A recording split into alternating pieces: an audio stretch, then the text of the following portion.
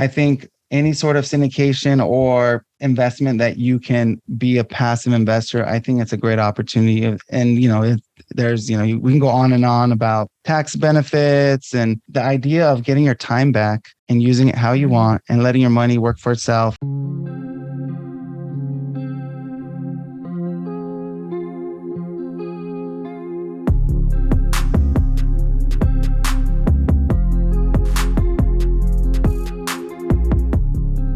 Welcome to The Conscious Investor. Let's get started.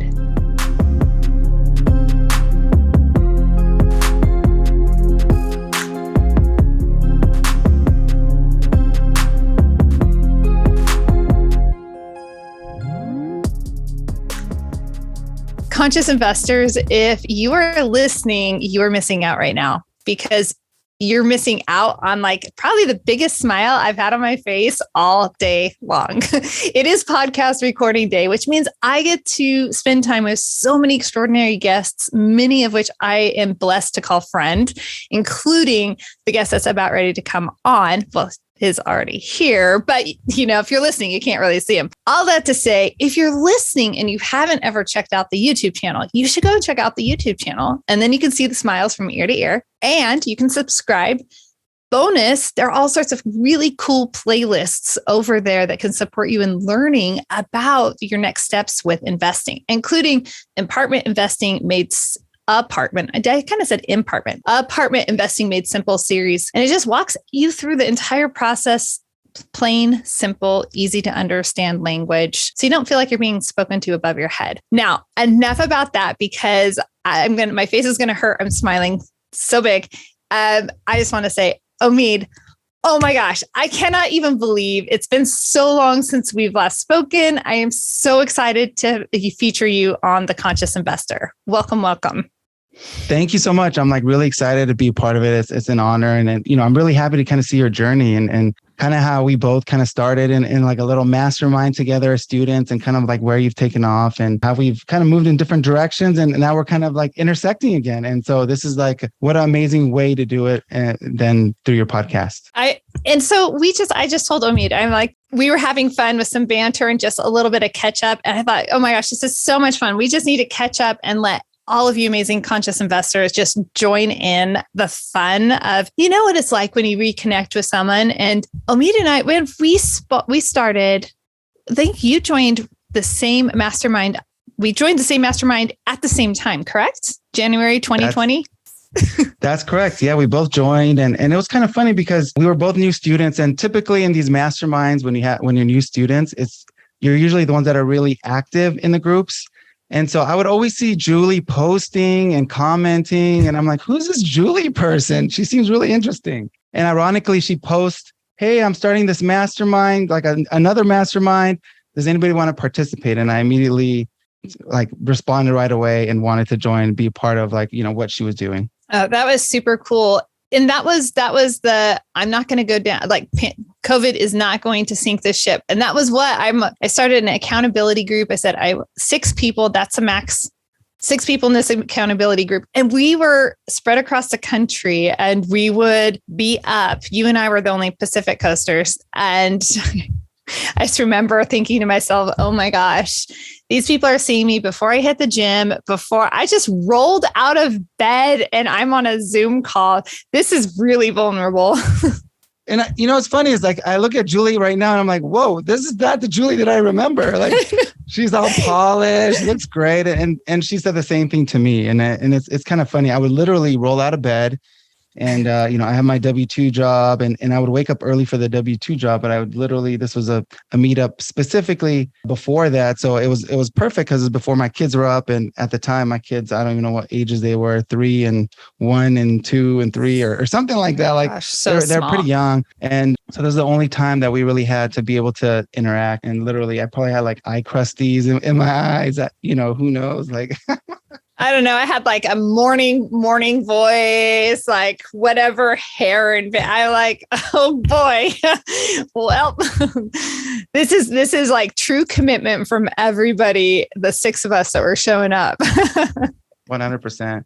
I think it was cool. Like, when you think about like masterminds in general, this was really like, I think COVID was like the biggest blessing because it forced people to interact outside of like their typical circles. And this was like a great example of people all over the country. And it exposed me to some really high performing, like high quality people, Julie, being the one that kind of facilitated this little group. So it was awesome. What's interesting about that group, as I'm just thinking about everyone in that group, 5 out of the 6, one of them, I no longer have one of them kind of faded out even while the group is still there. And I always plan for fade. I thought 2 people would fade, honestly. In general, it's just the mathematics behind it, probability. But 5 out of 6 of us, that's a super high percentage. 5 out of 6 of us are still out investing, growing, just doing great things. It's absolutely amazing to think where we were then and where we are now. Yeah, you're like fast forward 2 years and you think, wow, like so much has changed. And, we all kind of like took different paths. And, I think that's a great thing about just real estate investing in general. Like, you can pivot and try a different niche. And that's, I feel like each one of us kind of made our own path in our own way and are doing well. So pretty awesome. It's true. From apartment syndication to development, doing a whole development in Chicagolandish area to we'll get into your short-term rentals, and another person has short-term rentals. Yeah. Yep. But you just went gangbusters. And I remember back then thinking, okay, that's really cool, short-term rentals. And you were just learning, probably not just learning about it, but you were really just diving into it. So most people, okay, let me reverse that, y'all. So we'll go back.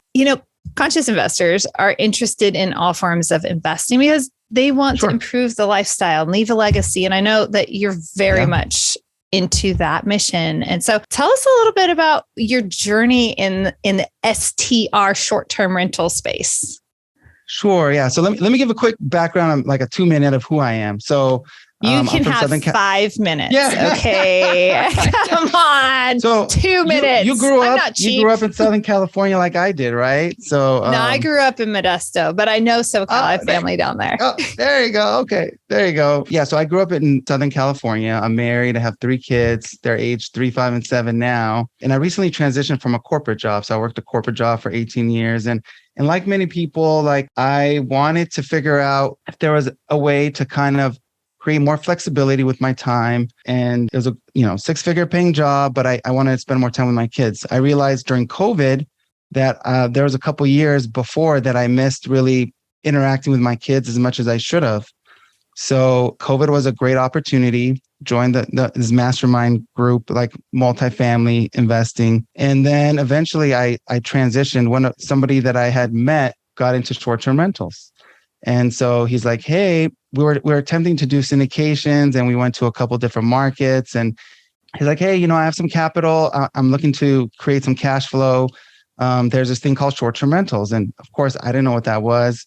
And he purchases and literally a month, he's like, yeah, you should just do it with me and see what happens. And so myself and my partner at the time, I suggested it to him and we purchased our first short-term rental. And at the time we didn't invest that much money. So it was a property, it was $600,000. It was a 5-bedroom, 5-bath cabin in the Smoky Mountains. And I remember this. Yeah. So it's literally it was a 10% down loan at the time. They had a 10% down loan product. So we each put in $30K. The first year it net cash flowed around $80K. So it had paid for itself and then some. And so as we initially saw the cash flow on that first month and 2, then we're like, okay, let's see if we can scale this and also purchase more. And so fast forward, we went into 2 different markets. So we were in Joshua Tree and in the Smoky Mountains. We purchased 4, and then we ended up maxing out on our liquidity. So then at that point, we're trying to figure out, okay, how can we scale? So then we decided to create this like a partnership program. And, fast forward now, it's been 2 years since we started. We have 19 active short-term rentals, and we have a couple more like on the way. So we've been flipping on the side as well. And part of the flipping was also to fund future purchases.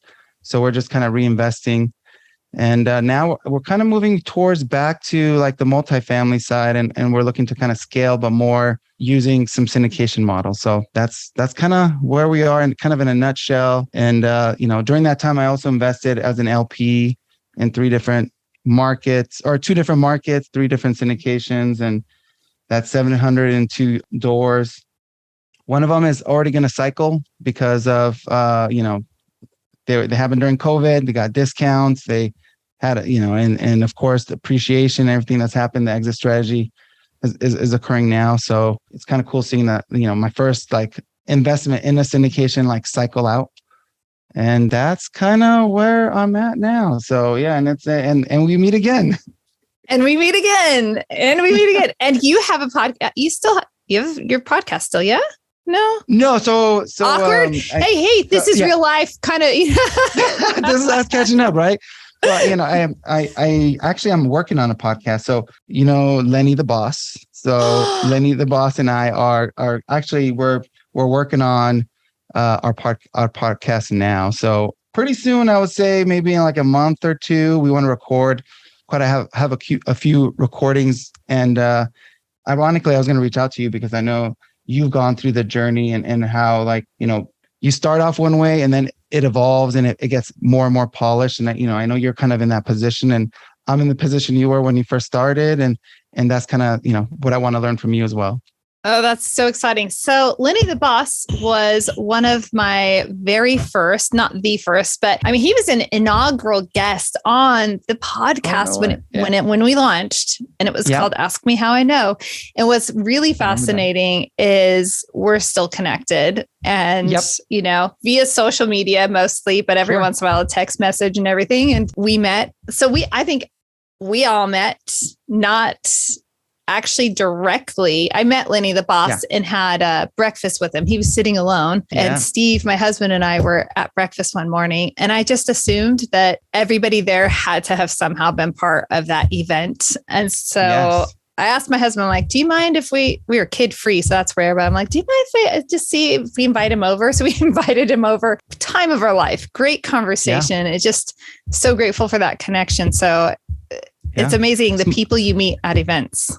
Small world, right? So when we first went to the Rod Khleif event, we go and sit down, and meaning myself and my partner, and the person next to me was Lenny the boss. So this was the first day of the Rod Khleif event right before COVID happened. So this was January 2020.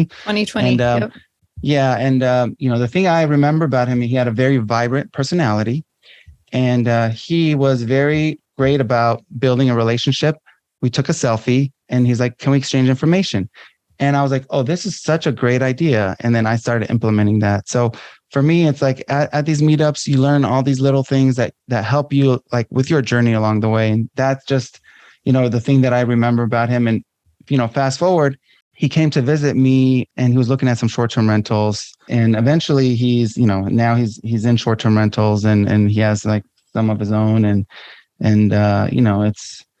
it gives you the idea of like sometimes you pivot when you see there's opportunity, and that's kind of what we've all done in different stages and different parts of a cycle, I guess. Absolutely. What's interesting about that is that now we're at this point in the economy, in the market cycle, natural market cycle, all of these things are normal. And so we're all going to be pivoting all over again. I mean, COVID was the bonus icing on the cake pivot. We didn't expect that one, but now we get the normal pivot. So what do you think?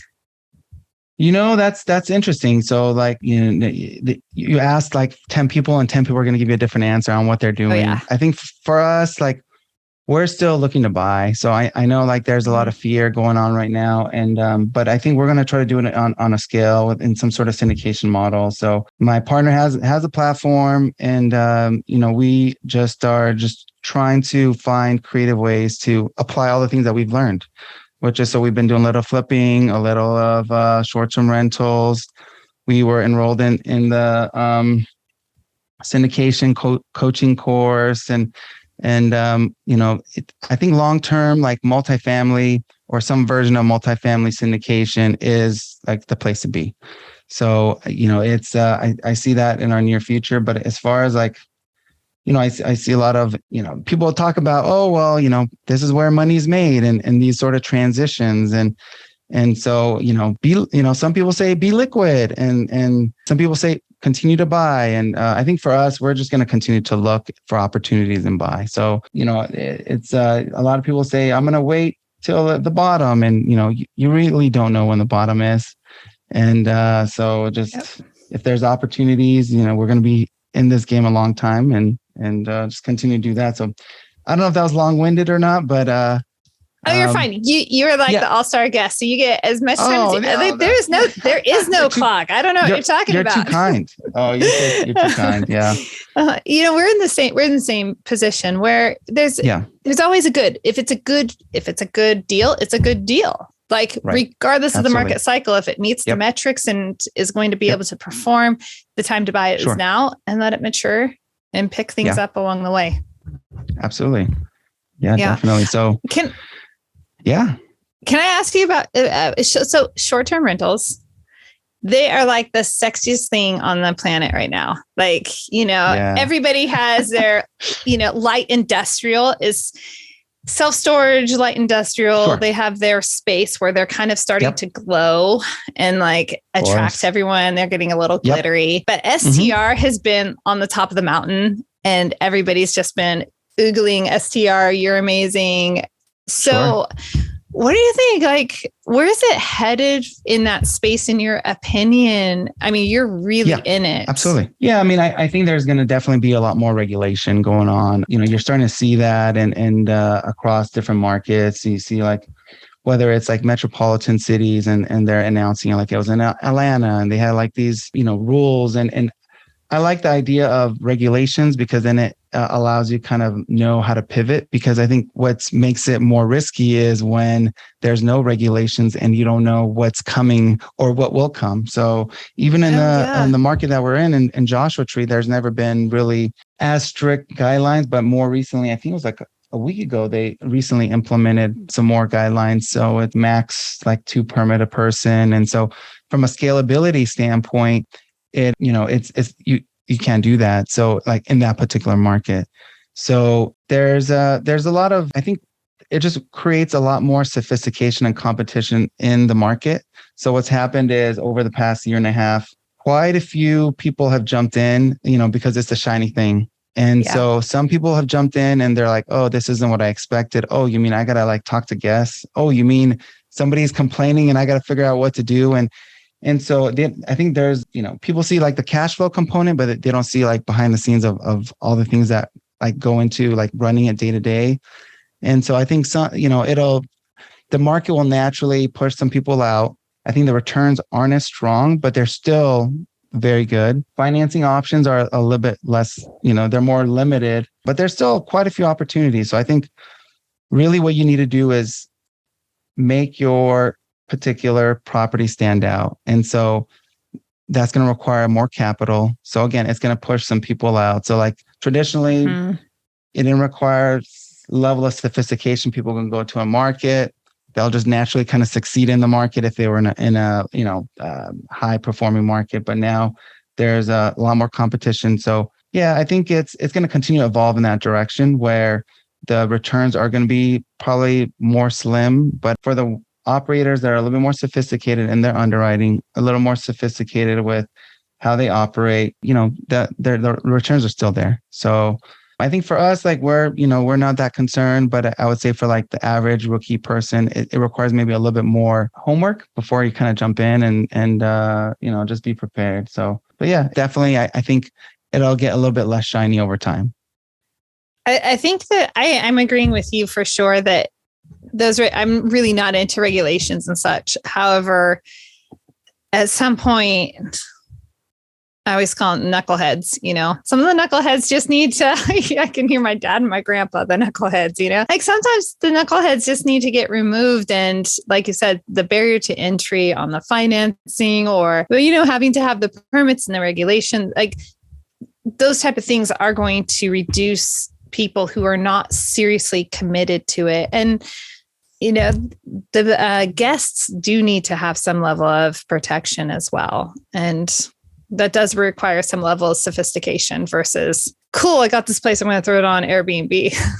Yep, 100%. And I mean, you think about like with the niche itself, because it's more emerging, there's more unknowns in terms of like variables they can pull. So there's higher returns, but over time, those things are going to be more predictable. So like your nightly rates, your, returns. And as things become more predictable, there's less risk, then there's less reward. So, but I think it's even combining like different type of niches, right? So I've seen some operators where they're very anti Airbnb, let's say on the multifamily apartment side. Or I've also seen some where they're like, hey, I'm allotting 10 of these units or X amount of these units to be short-term rentals within the building. And so I think you kind of combine different strategies and, test it out and see if it's like, it's not going to always work on every market, but, I think in the right location with like the right operator, you can kind of combine some of those strategies and just create these hybrid models that, I feel like are coming and already in place and people are testing out. So true. So true. Anyway, I'm going to shift for a second and go. I mean, you have a few passive investments. I love being a passive investor, by the way. What's crazy? What's your experience been like? Yeah. Tell me about it. You know what's so crazy? It's I think it's so yeah. There's three different ones that I'm a part of, and two from the same operator, and I don't want to name the operator, but the two that are from the same operator. The level of communication, I think sometimes you don't see that in the front end, and when you do your research, and I would say that's probably an area that I think for me, like. Me being a future GP is something where I want to really concentrate on, because I think people just want to know, right? And I'm sure because you've gone through it, and so I would say like the communication piece is so important. Me being on the LP side, and it's even if there's no news, even if there's bad news, because I think you always have a forecast and there's always a plan, but things are going to go wrong. That just I think what's going to happen, and then I think an operator, if they're sophisticated or effective, they're just going to lay it out, communicate it, explain what the action plan is, and move on. And I think that gives a level of confidence in the operator versus avoiding talking about it or not talking about it and then getting like a surprise. So it's interesting. Yeah. And then, I have another operator that's very communicative, and that's the one that's selling, so I'm sad about that part, but it also allows me to then say, okay, this is somebody I would invest with again, because I know it's like the retention component. I'm sure like somebody who's a syndicator hypothetically wants to retain people that are investing with them. So if you do all the right things and you get people their returns, they're going to want to invest with you again. So that's pretty much likely what I'll do. As I'll be looking like, hey, what's the next deal, and where do I like wire you the money? So that's probably what's going to happen. But to answer your point, I love passive investing. So me being so active in the short-term rental side, I don't want any more responsibilities. I want to be able to like let my money work for me. So I think any sort of syndication or investment that you can be a passive investor, I think it's a great opportunity. And, there's, we can go on and on about tax benefits but the idea of getting your time back and using it how you want and letting your money work for itself, mailbox money, whatever you want to call it. It's an amazing thing. And it's unfortunate that not as many people are informed to leverage this as like an investing tool. So highly recommend it to anybody. Definitely I like to do more of it. So it's funny. It's like part of me is like, oh, I should buy more short-term rentals, but part of me wants to say, okay, well, I want to put some of that money into syndication so I can chill out.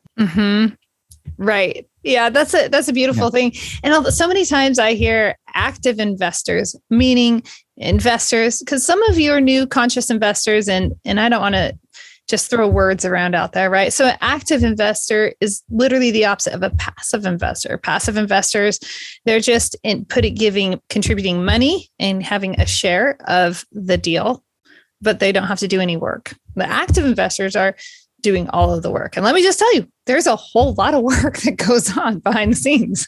And so anyhow, I mean, oftentimes people start out as active investors to grow their capital so that they can become passive investors. So, it's an interesting cycle. And if you're able to be a passive investor, it's a great opportunity. And, I think there's some irony, right? So like, I was working the 9 to 5 and the whole goal. And, it's like the dream is to walk away from your 9 to 5 and, have more time or be an entrepreneur.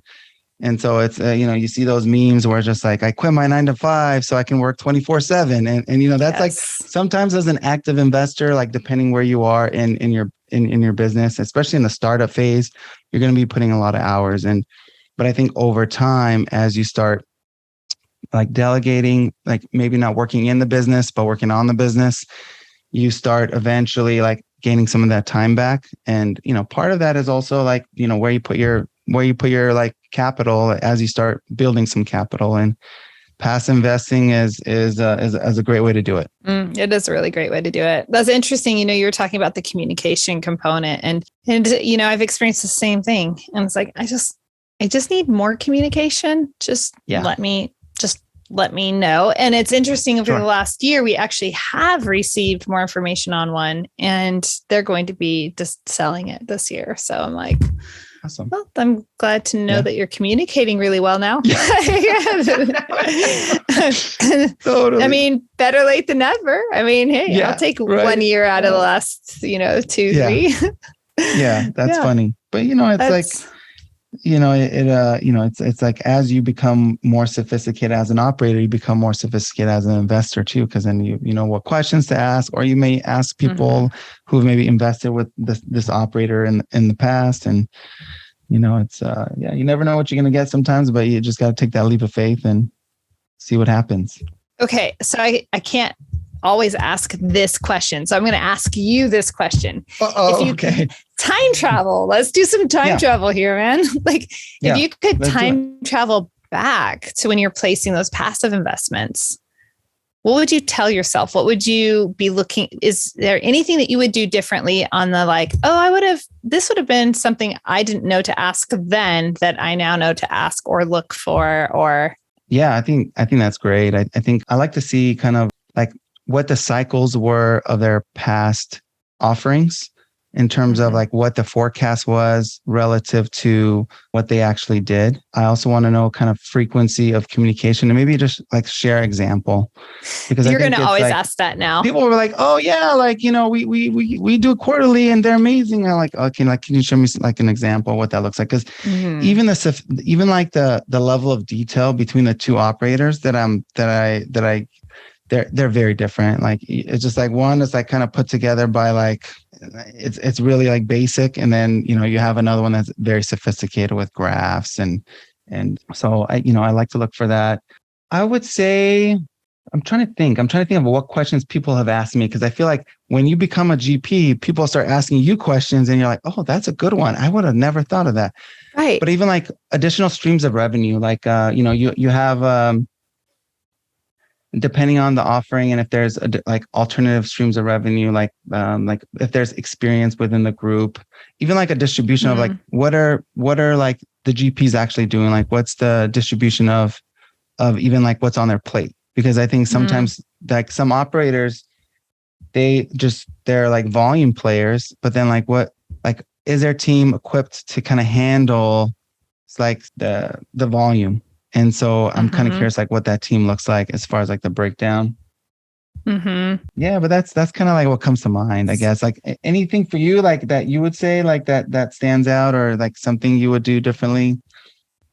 I think that's interesting. And I would agree with you on, I definitely want to see what was your pro forma? What were your projections, and where did you actually come in on your past opportunities? Because that's really important for them to see. And knowing who else is on the team is really important to me, because I might have a relationship with one of the GP members, but there are others on the team, and how solid is that team?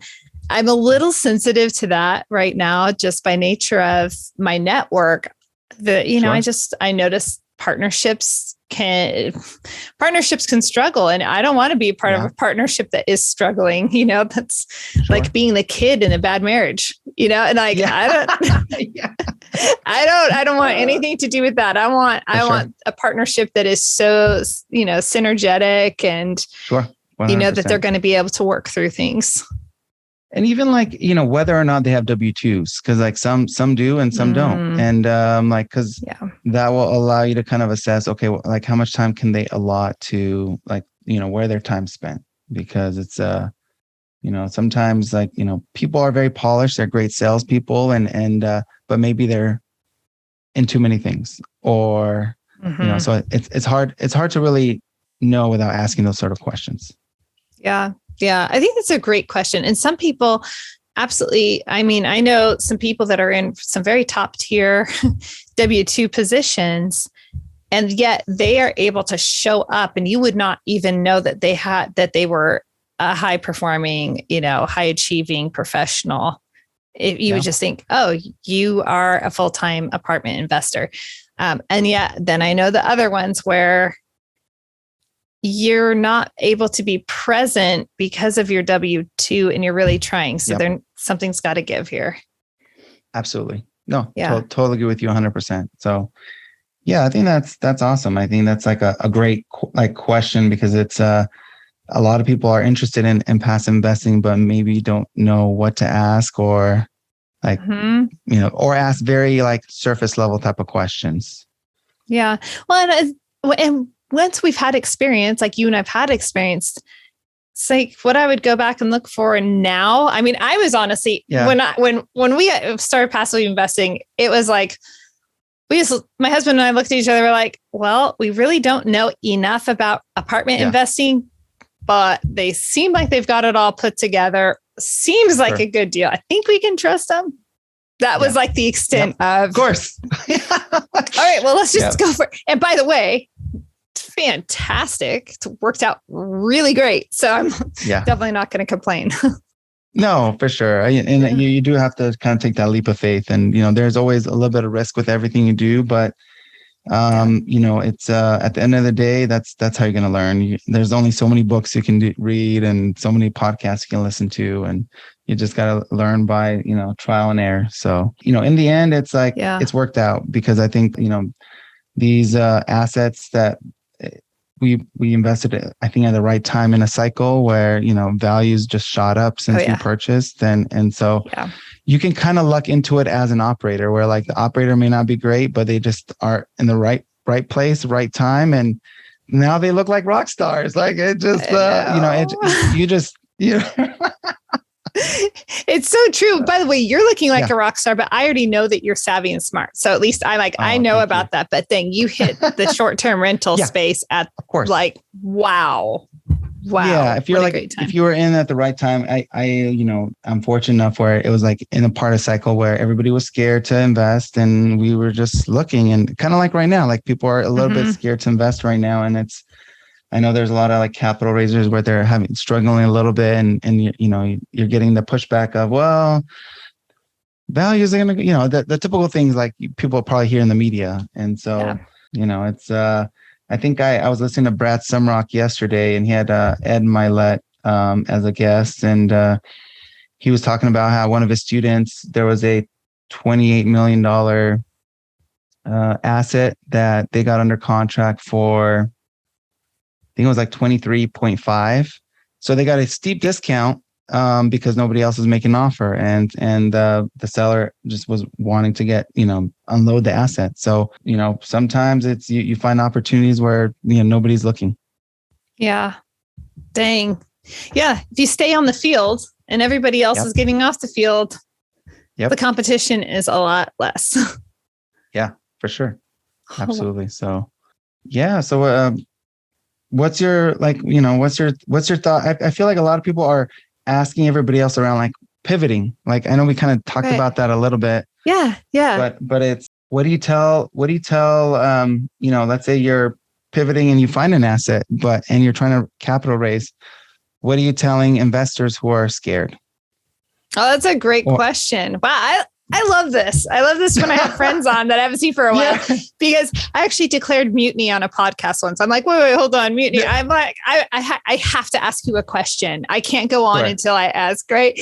No, so I have been creating a lot of content, blog posts, social media posts and such, that really go around fear, because we cannot allow fear to control us or fear to guide our decisions, because fear never leads us into success. Fear will debilitate us. Now, that's not to say don't be wise and prudent and aware. It means put your fear in check and say, okay, well, I feel all of this, and be aware of all the feelings that we feel, but let's look at the data and let's look at what's really going on and the metrics. And when we buy right, it's always right. And that's really the bottom line, is people were buying and being very successful in 2006, 2007, when things were still overpriced. Yep. People were buying in 2008 and being successful in 09 and 010. And then from 11 on, it was like, you're just going to you're just going to be like wildly successful. So, but my point is that, like, just by way of being raised in real estate and living through so many market cycles, it's just that advantage to be able to say, I've watched, even though I was in residential real estate, that was my family's background. I was still, they had friends that were developers. My parents had, friends that were builders and contractors and developers and such. And like, you could see the patterns and, okay, well, maybe they're not developing so much, but then you can kind of just see how to shift and pivot along the way. And right now, with our undersupply of housing makes so much sense. I don't know. Austin, they have a lot of units coming on board. They actually might be the anomaly. There are a couple markets where maybe you don't want to do any construction and building, you just want to buy. However, generally speaking, we are undersupplied, and that's a necessity. It's not going to go away. No, very true. Yeah. That's a great point. Yeah. It's a time. It's interesting that, so Brad Sumrock yesterday, when he was talking to Ed Milet, he was talking about the cycles and how he's seen so many cycles, and pretty much kind of like what you said, it's when there's fear is when you should look to purchase, and that, these cycles are they're short, and and those are the windows where wealth can be made. So it's an exciting time. It's exciting. It's scary for many, and exciting for others as well. So it's just, I'm really curious to see how things, are going to look in the next year or so. Like, it's, you never can predict these things. Like when COVID happened, everybody thought, okay, we're going to hit rock bottom. And so what's going to happen this time? And I'm just, and it'll be curious. It'll be nice to see what happens. It'll be interesting, won't it? But here, the ultimate truth is we're in control, right? Yeah. And we're the captain of our ship. And so we're going to have all the circumstances that are always changing. It's no different than walking a gauntlet, and you're just having all these different obstacles come across your way, things coming up out of the ground and sideways. And you know what?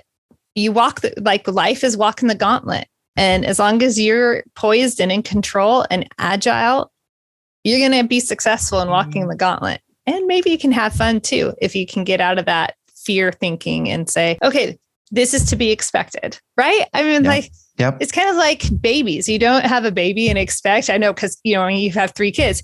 When you bring a baby home from the hospital, you don't expect that you're going to be sleeping for the next couple of years, right? You just know. And so I don't know why we think that we're going to arrive at this point in life where everything is just smooth and there aren't any challenges that are arising. Like, that's not how life is. So if we can just accept and receive that we're going to have challenges and obstacles throughout life, accept that. And then now it's not a big deal.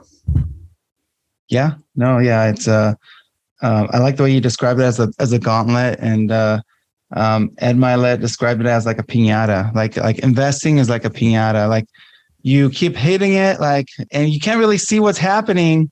And then one day you just keep hitting and just stay consistent. And, he has that concept of like the one more. Yes. And so it's like just one more. And then eventually, boom, you get all the candy. Right. And so that's like your pot of gold, or you being in a position of financial freedom, or whatever that is to to your listeners, because everybody's definition is different. But you just gotta, stay consistent and see what happens.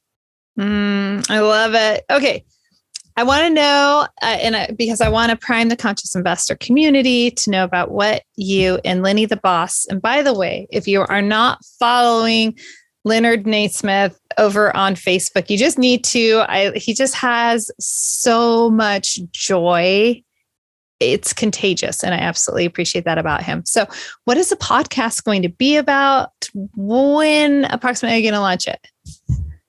Yeah, you know what? I would say we're maybe like a month or so away. I think we don't have the actual name, but I think we were looking for names, and the irony is like find your freedom, financial, all these like freedom things, and they're all taken. And we're like, okay, well we got to come up with a name, but I think the intent behind it is, finding freedom, for whatever that is in terms of your definition, because some people they're looking for the financial freedom. Some people are looking for time freedom. Some people are looking for fitness free. I don't know. So, but I think that the idea behind it is leveraging real estate investing as a way to find your freedom, whatever that is. And there's so many niches. So the idea is we're going to bring guests from different parts of real estate, and they can kind of share a few takeaways around how they found their freedom, and hopefully that can inspire somebody to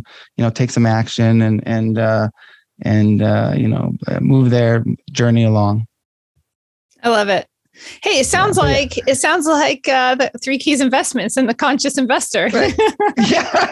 No wonder we were in the same accountability group. No wonder we were attracted to the same people and we're magnets for it.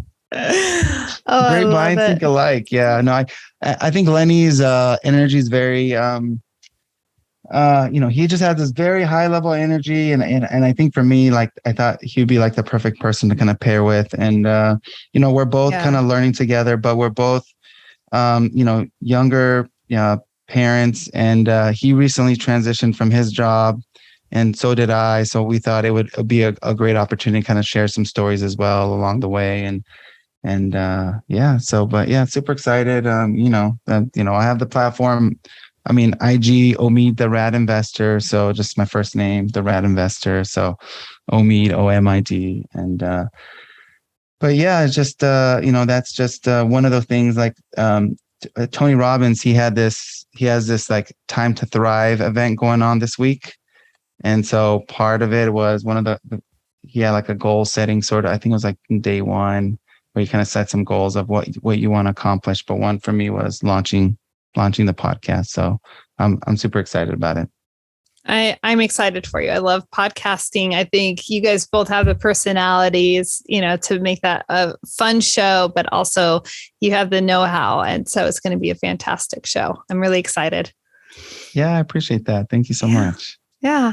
Well, I hate to have to wrap it up because that's never any fun, especially with an amazing friend and guest, but it is that time. We don't want to leave people without a way of reaching out to you because maybe they want to partner into a short-term rental because they still are good, and being with someone who's experienced is really great. And maybe they want to learn about, where you're going with syndication. Sure. Absolutely. I really appreciate that. And thank you for, sharing your platform. So for me, you can find me on alphageekcapital.com. So it's Alpha, ALPHA Geek, and then capital.com. And you can schedule a call with me. We have like your standard forms that you fill out, but you can also find me on I guess I'm most active probably like Instagram. So it's Omid the Rad Investor. I'm gonna make an effort, I think, the next quarter to be more active in LinkedIn. So I think that's really kind of where I see myself as I move forward as far as where I spend my time on platforms. So find me on LinkedIn, and you'll see it transform. As right now it's a little bit low budget, but it'll improve. Oh, I love it. I absolutely love it. Oh, thank you so much. It was great to see you. It's great to catch up. And conscious investors, just please leave an honest review. Let us know what you gained from this conversation. Leave a comment, because that is what helps grow the show. And the growth is organic, right? And that's your opportunity to cast a ripple effect so that one more person gets that exposure, and you don't know what what role that will play in their life. I'm going to say goodbye to you. I'm going to say goodbye to you, amazing conscious investors, as well. But before I do, please remember, adventure, it belongs on the trail, not in your investing ever, and not in your personal life. So if you're feeling like a little bit lost in your investing, or if you're feeling, wow, I have so much potential, I don't know how to access that, make sure you hop on my calendar, schedule a time for us to talk. Let's talk about apartment investing, or let's talk about high performance coaching. Okay. Until next time, live big, love bigger. What's the big deal about investing in apartments? Why is it better than investing in a slew of single family homes? I've compiled a lot of information on why investing in a multifamily, also known as apartments, will help you reach your investment goals. Head over to 3keysinvestments.com and download the Why Invest in Multifamily guide today.